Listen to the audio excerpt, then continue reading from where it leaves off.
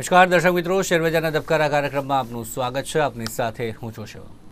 દર્શક મિત્રો, શેરબજારના ધબકારામાં વાત કરીશું આજે ખાસ શેર માર્કેટમાં ગઈકાલે વાત કરીએ તો કેવું રહ્યું માર્કેટ. સેન્સેક્સની વાત કરીએ, નિફ્ટીની વાત કરીએ, તમામમાં આજે થોડો ઘણો ઘટાડો ગઈકાલે જોવા મળ્યો. ગયા સપ્તાહની પણ આપણે ચર્ચા કરી હતી શુક્રવારે જ્યારે વાત કરી હતી ત્યારે. આજે વાત કરીશું કે આ સપ્તાહ એકંદરે કેવું જોવા મળી શકે છે, શું જોવા મળી શકે છે ખાસ માર્કેટમાં. ગઈકાલનો સમગ્ર દિવસ આપણે વાત કરીએ તો કેવો રહ્યો છે માર્કેટ માટે, અને ખાસે સાથે જ ગ્લોબલ લેવલ પરથી કોઈ એવા સંકેત મળી રહ્યા છે કે કેમ, તેના પર ચર્ચા કરીશું. અને અન્ય કયા શેર છે કે જે ખાસ વધ્યા છે, કયા શેર છે કે ખાસ ગગડ્યા છે, કયામાં જે પ્રકારે વધારો જોવા મળ્યો છે, શેમાં ઘટાડો જોવા મળ્યો છે, તમામ બાબત પર, અને કયા ઇન્સ્ટ્રુમેન્ટના ખાસ શું લેવલ રહેશે, આજે કયા ઇન્સ્ટ્રુમેન્ટ ફોકસમાં રહેશે, તેના પર ચર્ચા કરીશું. અને તમામ ચર્ચા કરવા માટે મારી સાથે જોડાઈ ગયા છે માર્કેટ એક્સપર્ટ હરીશ મોતિયાની. હરીશભાઈ, સ્વાગત છે આપનું. ગુડ મોર્નિંગ અને નમસ્કાર દર્શક મિત્રો. ગઈકાલનો દિવસ ખાસ કેવો રહ્યો તમામ રોકાણકારો માટે, અને સાથે જ આ સપ્તાહ આખાની આપણે ચર્ચા કરીએ તો આ સપ્તાહ આપને કેવું લાગી રહ્યું છે, શું જોવા મળી શકે છે આજે અને આવતા સપ્તાહમાં? શિવમ, જો ગઈકાલનો દિવસ ધાર્યા પ્રમાણે એક્ઝેક્ટલી ડોટ ટુ ડોટ ગયો છે. હવે આજે એવું લાગે છે કે મને કન્ફર્મેશન મળી જશે. ગત સપ્તાહમાં શિવમ, જો આપને યાદ હોય તો મેં ક્લિયર વાત કરી હતી. આઈ થિંક સોમવારના એપિસોડમાં આપ ચેક કરી શકો છો. મેં વાત કરી હતી ગયા સોમવારે. ગઈકાલે સોમવાર ગયો એની વાત નથી કરતો. ગઈકાલે સોમવાર તો ટેકનિકલ ખામીને કારણે આપણો શો જ ના થઈ શક્યો. બટ લાસ્ટ મંડે મેં કીધું હતું કે આ સપ્તાહ મીન્સ ગત સપ્તાહ માર્કેટ વોલાટાઇલ રહેશે, હાઈલી વોલાટાઇલ રહેશે. અને આપણને એ વસ્તુ જોવા મળી. એક દિવસ બાદ બાકી કરીને એક દિવસ નેગેટિવ રહ્યો હતો, અને પછી બાકીના દિવસમાં આપણને માર્કેટ હાઈલી વોલેટાઇલ પણ આપણને જોવા મળ્યું. તો એવરીથિંગ વેન્ટ એઝ પર પ્રિઝમ્પશન. અને મેં એ પણ વાત કરી હતી કે જે નેગેટિવનેસ જે છે માર્કેટમાં, Monday will be the last day. Probably આમ મેં કીધું હતું, probably Monday will be the last day. એટલે મંડે એક છેલ્લો દિવસ હશે જ્યાં માર્કેટ નેગેટિવ રહેશે, કે આ શોર્ટ ટર્મ બોટમ બનાવશે અને પછી માર્કેટ ઉપર આવશે. હવે પ્રોબેબલી કેમ કીધું હતું ભાઈ? I was not 100% or 99% confident. કારણ કે એક એક્સપાયરી વીક છે. તારીખ જે રીતના આવતી હતી ને 27 તારીખ, એ 27 તારીખ જે સપ્તાહમાં આવતો હતો એ છેલ્લા દિવસો છે. મીન્સ અત્યારે એક્સપાયરીના છેલ્લા, આજે સેન્સેક્સ છે, પછી 30મી તારીખે નિફ્ટી, બેંક નિફ્ટી વગેરે. મીન્સ હવે બધા એક્સપાયરી શરૂ થશે. એટલે એક એ પોઈન્ટ ઓફ વ્યૂથી મેં કીધું આમાં કેવું હોય કે નોર્મલી તમારી પોઝિશન જે બની હોય એમાં વી સી કે ભાઈ એ પછી સપ્રેસ્ડ જ રહે છે, કે પછી તેજી હોય તો તેજી જ રહે છે. તો normally this is an observation which I have observe. એટલે એ પર્ટિક્યુલર પોઈન્ટથી હું થોડોક ડાયલામામાં હતો કે 27th જે ડેટ આવે છે સોમવારે, means whether that would be the last day, or એ લાસ્ટ ડે થઈને પછી કેવું છે કે માર્કેટ થોડું ઘણું અથડાય કરે ને પછી the next series it will bounce back like anything.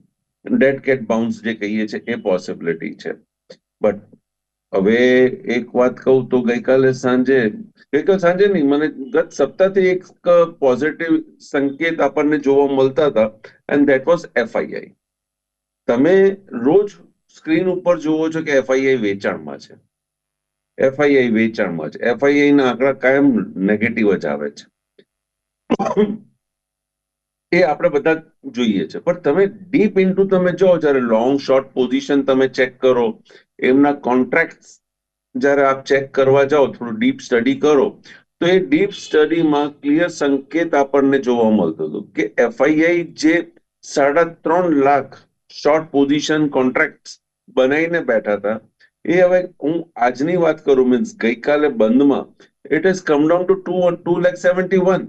એટલે 3.5 લાખ મંદીના શોર્ટ્સ, શોર્ટ પોઝિશન જે એમની હતી કોન્ટ્રાક્ટ, એ ગઈકાલે 2,71,000 છે. 80,000 કવર કર્યું છે અને માર્કેટ નીચે ગયો છે. તો હવે આ શોર્ટ કરનાર વ્યક્તિઓ કોણ છે? એફઆઈઆઈ તો કવર કરી રહી છે, એમનો પ્રોફિટ બુકિંગ કરી રહી છે. તો હવે આ શોર્ટ કરનાર વ્યક્તિઓ કોણ છે? તો આ શોર્ટ કરનાર વ્યક્તિઓ જે રિટેલર્સ લોંગ કરીને બેઠા હતા, પ્રોબેબલી એ લોકો વેચી રહ્યા છે, એ લોકો બહાર નીકળી રહ્યા છે.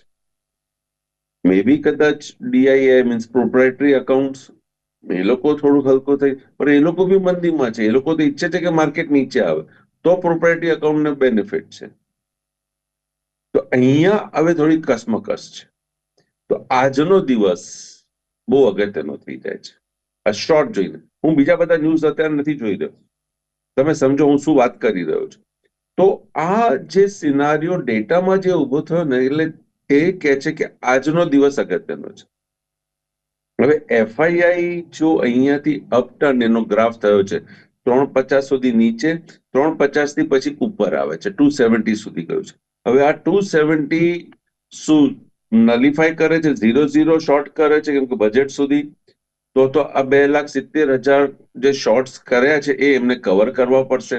એ કવર કરશે એટલે માર્કેટમાં એક અપમૂવ આવી શકે છે, એક તેજીનું મૂવ આવી શકે છે. અને એમાંથી પછી લોંગ પર જાય છે તો પછી વધારે તેજી. હવે બીજી વાત કરીએ, હવે સપોર્ટ કોણ કરે છે મને, કે આ વસ્તુ કે મેં જે કીધું કે 27 તારીખે બેસિકલી બોટમ બનશે. તો હવે આ વસ્તુ સપોર્ટ ક્યાં થાય છે? આ સપોર્ટ થાય છે મને આરબીઆઈ થકી. હું અવારનવાર તમને કહેતો હતો કે બેંક ખરાબ છે, બેંક ખરાબ છે. આઈસીઆઈસી બેંકમાં બી તમે જુઓ તો તમને જે રિઝલ્ટ જોવા મળે, તમે કહેશો કે ના રિઝલ્ટ તો બરાબર આવ્યા છે, તમે પ્રોફિટ જોવા જાઓ વગેરે વગેરે, પણ એનું તમે પ્રોવિઝન જોવા જાઓ તો પ્રોવિઝન વધારે છે. ડીપ ઇન્ટુ તમે કરવા જાઓ તો એમના પાસે જે ફંડ આવ્યું છે, કે જે બી કંઈ પ્રોફિટ આવ્યું છે, રિટેલ બેન્કિંગમાં ડિક્રીઝ છે, હોલસેલ બેન્કિંગમાં ઇન્ક્રીઝ છે. હોલસેલ બેન્કિંગ ઉપર ભરોસો ના કરાય, રિટેલ બેન્કિંગ ઉપર ભરોસો કરે. તો રિટેલ બેન્કિંગ તમારું ઘટ્યું છે ત્યાં આઈસીઆઈસી બેંકના રિઝલ્ટમાં. તે એક હેવી વેઇટ ઇન્સ્ટ્રુમેન્ટ છે બેન્કિંગમાં, પણ ત્યાં રિટેલ બેન્કિંગ ઘટ્યું છે. Result is okay as per estimate or say above estimate વગેરે. એનપીએ થોડુંક એ થયું છે. તો આ જયારે હોલસેલમાં પ્રોબ્લેમ આવે ને, એટલે ગઈકાલે આઈસીઆઈ થોડુંક ડાયલામામાં હતો. હવે સવાલ આવે છે કે આજે આપણે હવે આગળની વાત કરીએ. તો હવે આરબીઆઈ એ જે લિક્વિડિટી ક્રંચ ચાલતી હતી છેલ્લા ટાઈમથી, કેટલા ટાઈમથી કહું છું, liquidity liquidity liquidity. At last RBI એક ડિસિઝન લીધું છે. હવે લિક્વિડિટીનું કેમ હું બૂમ પાડતો હતો? લિક્વિડિટીની બૂમ પાડવાનું કારણ કે એફઆઈઆઈ કન્ટિન્યુઅસ વેચાણમાં છે, કન્ટિન્યુઅસ. હવે એફઆઈઆઈ જો વેચાણમાં હોય તો સ્વાભાવિક વાત છે, તમારે એમને ડોલર આપવાના છે. ડોલર માટે તમે તમારી કેશ કાઢીને તમે ડોલર લઈ રહ્યા છો, તો ડોલરને સપોર્ટ કરે છે cash. Cash cash cash cash આપો, કેશ આપો. તો બેંક આરબીઆઈ બેસિકલી લિક્વિડિટી ખેંચી રહી છે, એફઆઈઆઈ ને ડોલર આપી રહી છે. તો વી આર ગેટિંગ ઇમ્બેલેન્સ. આપણું જે ગ્રોથ જે છે એ ત્યાં અટકે છે. એટલે આરબીઆઈએ હવે આ રસ્તો કાઢ્યો બોન્ડ, અને એમાં પણ ફેબ્રુઆરી 7 તારીખ રાખી છે. ફેબ્રુઆરી 7 તારીખ કેમ રાખી છે? આરબીઆઈ ની પોલિસી આવશે તો જો રેટ કટ, હવે ઇન કેસ અત્યારે એક હાયર રેટ આપી દે, અત્યારે હાયર રેટ થી કરી દે, તો why should bank pay more, right? તો ફેબ્રુઆરી 7 રાખ્યું છે, એટલે ત્યાં પોસિબલ એક રેટ કટ આવશે. એટલે તમારી આ જે 5 યર 10 યર 14 યર જે બી બોન્ડ ઈલ્ડ છે, એના બી વ્યાજ દર તમારે થોડા ઓછા આપવા પડશે. અને that can go for 3 month 6 month even dollar પર માંગી રહ્યા છે. તો ઓલ કેલ્ક્યુલેટેડ છે, એવરીથિંગ કેલ્ક્યુલેટેડ. હવે આટલું બધું જો કેલ્ક્યુલેશન એમને કર્યું છે, તો ચાન્સીસ છે, એવરી ચાન્સીસ છે કે બેંક નિફ્ટી અહીંયાથી બાઉન્સ કરે. અને આજે જો બેંક નિફ્ટીમાં બાઉન્સ વ્યવસ્થિત આવે છે, તો મિત્રો, યસ મિત્રો, 7 તારીખ સુધી માર્કેટમાં બેંક નિફ્ટીમાં તો તમને મજા આવી જશે. તો બેંક નિફ્ટીમાં તમને મજા આવી જશે. જો આજે એ ક્લિયર કટ હું તમને કહું છું ને, આજે થોડુંક છે ટ્રિગર પોઈન્ટ છે. જો આજનો માર્કેટ આને બહુ પોઝિટિવ એમાં સ્વીકારી લે ને, તો bank nifty will give you a very good return, very good return. But natural છે, બેંક નિફ્ટી આપશો તો નિફ્ટી બી તમને આપવાની છે. All financial stocks, banking stocks, એ બધામાં એમના રિલેટેડ કન્સર્ન જેટલા બી સ્ટોક્સ છે બધામાં આપણને એક પોઝિટિવ મૂવ જોવા મળી શકે છે. ક્વાઇટ પોસિબલ બજેટમાં બી કંઈક સારા અનાઉન્સમેન્ટ આવી જાય. આઈ થિંક એવું મેં સાંભળ્યું હતું, આઈ નોટ 100% શ્યોર, બટ મેં એક સાંભળ્યું હતું કદાચ નરેન્દ્ર મોદીજીએ ટ્રમ્પ સાથે વાત કરી છે. હવે શું વાત કરી છે ગોડ નોઝ, મે બી કદાચ કીધું હશે FII નકો બંધ કરે, આ બધું વેચ કરે છે એટલે કદાચ બંધ કરે. મે બી ક્વાઇટ પોસિબલ. ભાઈ કે તમને ચાઇના હેરાન કરે છે, અત્યારે ડીપસીક લઈને આવ્યા છે, તમને હેરાન કરે છે, તો અમે તો તમારા સપોર્ટમાં ઉભા છીએ. તો કદાચ એનીથિંગ, લેટ્સ સી. ચલો, ધેટ્સ અ જોક અપાર્ટ. તો ચાન્સીસ છે. આજનો દિવસ ખૂબ જ અગત્યનો છે ટેકનિકલી. ઇન્ટ્રાડેમાં હું કહીશ તો 22,927. જ્યાં સુધી 22,027 ની ઉપર જાય છે તો વી આર સેફ. કે માર્કેટમાં પછી સપોર્ટ બની જાય છે 22,780. 22,927 ઉપર નિફ્ટી ફ્યુચર જો ટ્રેડ કરે છે તો 22,780 આ આપનો એક સ્ટ્રોંગ સપોર્ટ થઈ જાય છે ઇન્ટ્રાડેમાં. પછી માર્કેટ આના ઉપર ઓપન થાય છે અને પછી જો તમને થોડું સેલિંગ પ્રેશર, પ્રોફિટ બુકિંગ જોવા મળે છે કે માર્કેટ નીચે આવે છે, તો just weight for the first support level.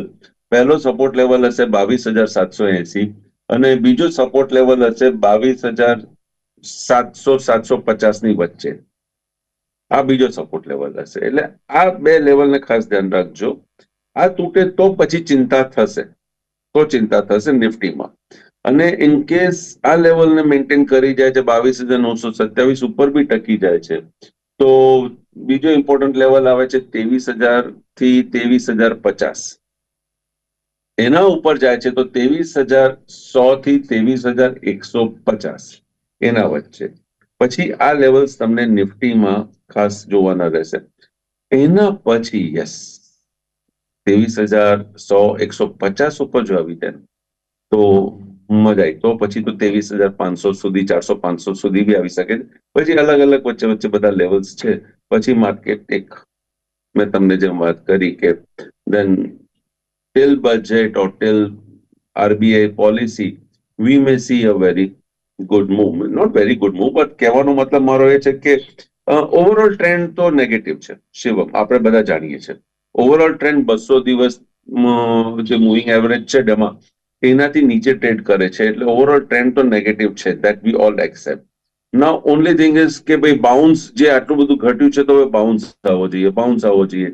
તો this can be a bounce which again is an opportunity તમને on a higher level, means on the resistance level, કે તમે જઈને તમારું ટ્રેડ ઇનિશિયેટ કરો ઓર પ્રોફિટ બુક કરો ઓર હેજ કરો. પ્રોબેબલી મને લાગે છે કે માર્કેટ, જેમ મેં આગળ બી વાત કરી હતી કે માર્કેટ 21,000-19,000 મેં વાત કરી હતી. Today, yes, unless and until we get something good, કારણ કે this is just liquidity infusion. Liquidity હજી એવી આવી નથી જ્યાં સુધી FII ને બધું એ થાય નહીં.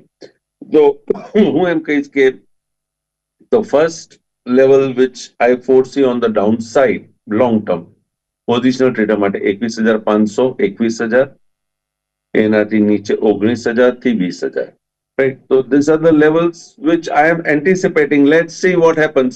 પછી તો માર્કેટમાં છે એટલે માર્કેટમાં જે રીતના માર્કેટ ટ્રેન્ડ થશે ને, આપણે તો રોજ મળીએ જ છે, તો માર્કેટ જે રીતના ટ્રેન્ડ લેશે, જે રીતના મૂવ આવશે, ચાલ હું આપને બતાવતો રહીશ કે એ લેફ્ટ ફૂટ ફોરવર્ડ છે કે રાઈટ ફૂટ ફોરવર્ડ છે કે પછી બંને ફૂટ એક જ જગ્યા છે, એ હું આપને જાણ કરતો રહીશ. શિવમ,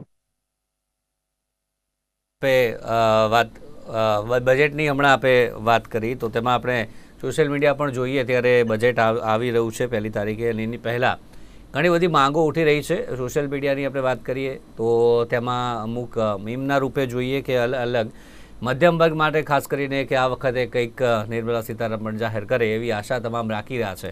આપને શું લાગે છે, શું આ વખતે કંઈ નવું જોવા મળી શકે છે બજેટમાં? જે માંગો છે, જે રજૂઆતો લોકોની છે તે પ્રમાણે કંઈ હશે આ વખતે?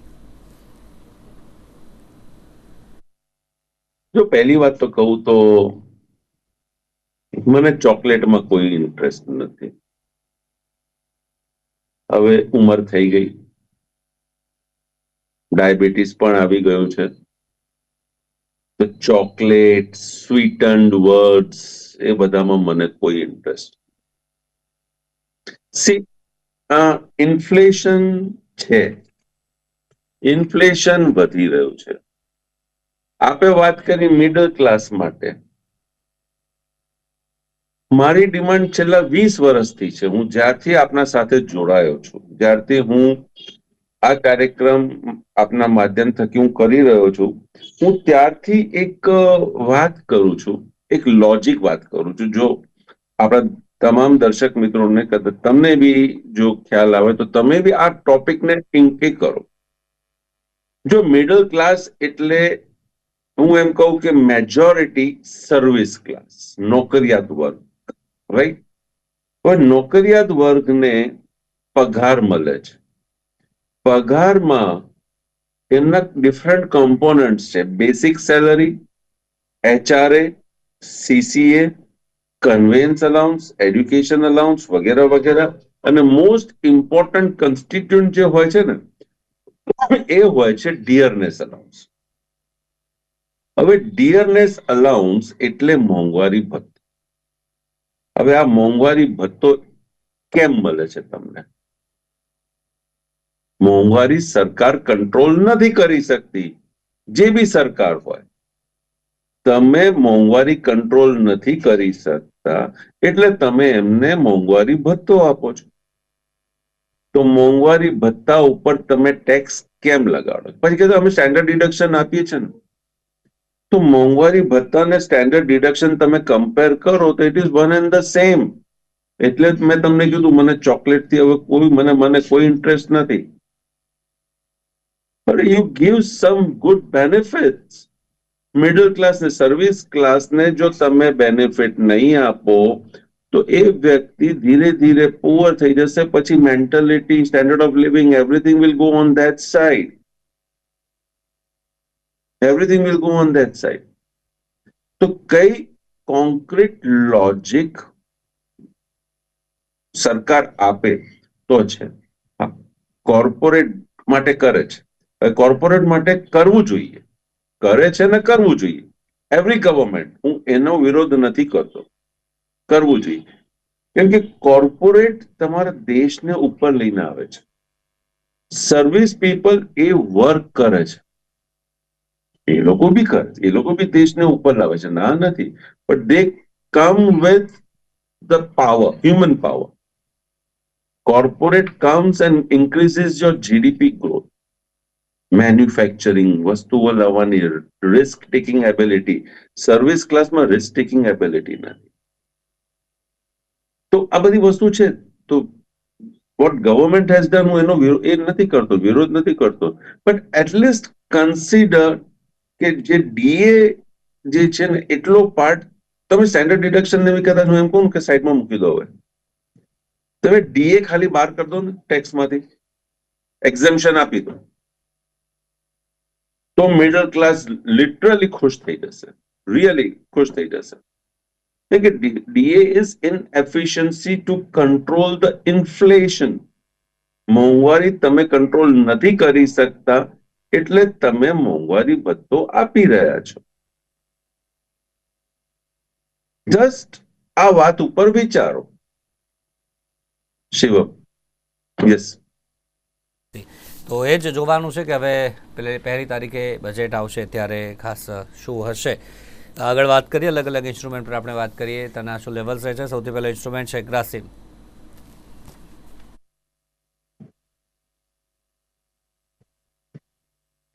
ગ્રાસિમ, ઓકે. લોઅર લેવલ ઉપર બાઇંગ આવે છે, ખૂબ જ ઇમ્પોર્ટન્ટ લેવલ છે પરમ દિવસનો. રાઈટ, શુક્રવારનું. તો શુક્રવારના લેવલની ઉપર ટ્રેડ કરે છે, બંધ આપે છે, એટલે 2500 રૂપિયા તમે લઈ લો. 2502 આપણે 2510 રાખીએ. 5-10 રૂપિયા આપણે થોડુંક પ્રિકોશનમાં લઈએ છીએ. 2510 ઉપર ટ્રેડ કરે છે, 2502 ઉપર બંધ આપે છે, તો પછી ચાન્સીસ છે રાશિમાં આગળની મુવમેન્ટ અપમૂવ જોવાનું. ઉપર ટ્રેડ કરે છે અથવા 2502 ઉપર જો બંધ આપે છે તો અપમૂવ જોવા મળી શકે છે ગ્રાસિમ. આગળ વાત કરીએ, કોલર જોડાયા છે. Hello,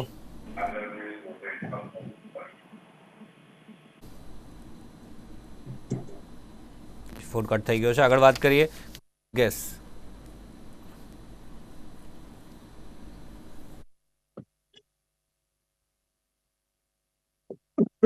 Gujarat gas sideways with negative bias. Range કહું તો 515 અને 475. નેગેટિવ બાયસ આજે. આગળ વાત કરીએ, બેલ.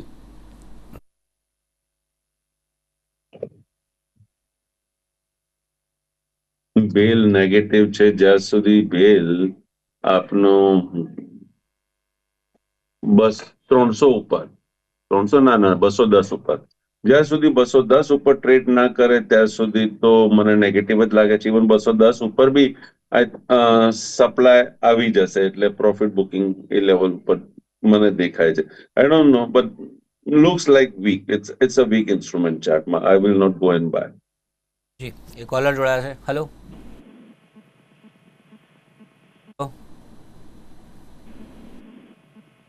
અવાજ આવી રહ્યો છે આપને? જીતુભાઈ સુરતથી. ભારતી એરટેલ અને બેંક નિફ્ટીના કેશના લેવલ. જી, ભારતી એરટેલ અને બેંક નિફ્ટીના લેવલ.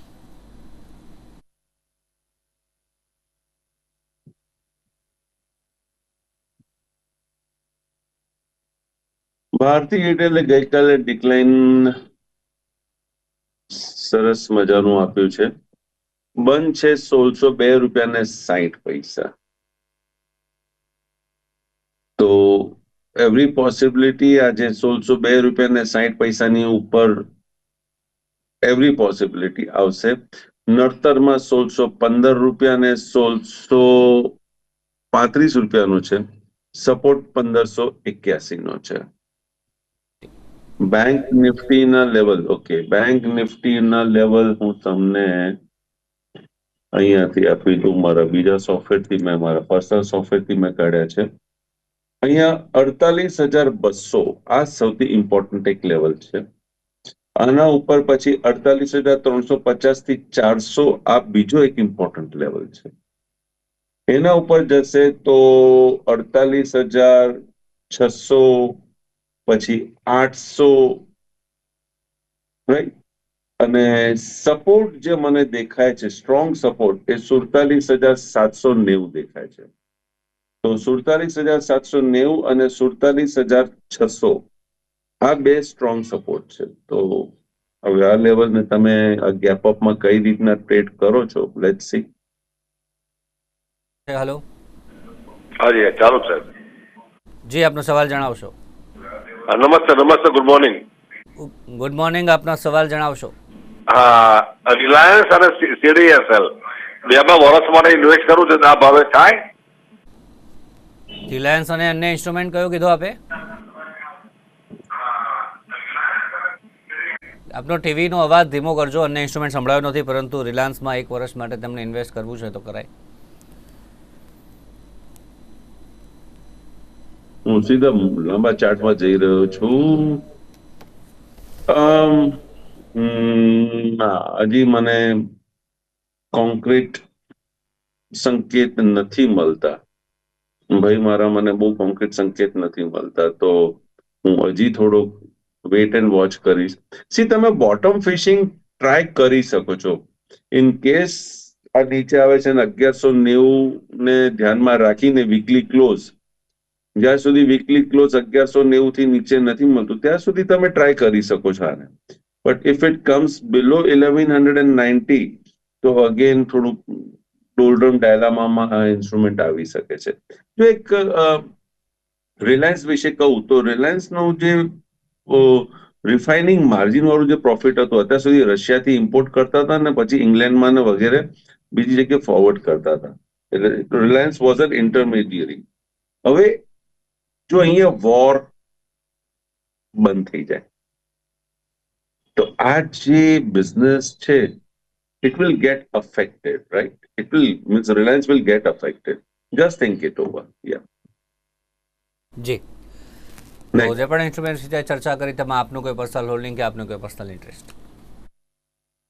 જે બી ઇન્સ્ટ્રુમેન્ટ વિશે ચર્ચા કરી છે મારું ત્યાં કોઈ પર્સનલ હોલ્ડિંગ નથી. જે હા મારા મિત્ર, મારા સગા સંબંધી, મારા ફેમિલી મેમ્બર્સ, કારણ કે મારા ફેમિલી મેમ્બર્સ ઇન્વોલ્વ છે તો મારો ઇનડાયરેક્ટ ઇન્ટરેસ્ટ ત્યાં જોઈ શકો છો.